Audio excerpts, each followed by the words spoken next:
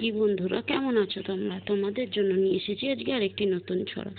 ছড়াটির নাম কাজলা দিদি, যতীন্দ্রমোহন বাগচির লেখা।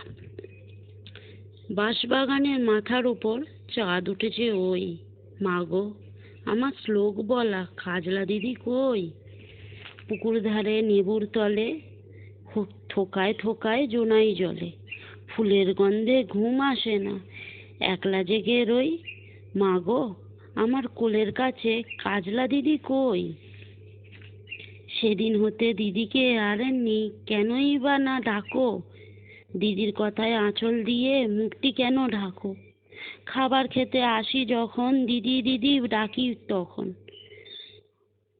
ও ঘর থেকে কেন মাগো আর দিদি আসে না? আমি ডাকি তুমি কেন চুপটি করে থাকো? দিদি কোথায় গেছে, আসবে আবার কবে? কাল যে আমার নতুন ঘরে পুতুল বিয়ে হবে। দিদির মতো ফাঁকি দিয়ে আমিও যদি লুকোই গিয়ে, তুমি তখন একলা ঘরে কেমন করে রবে?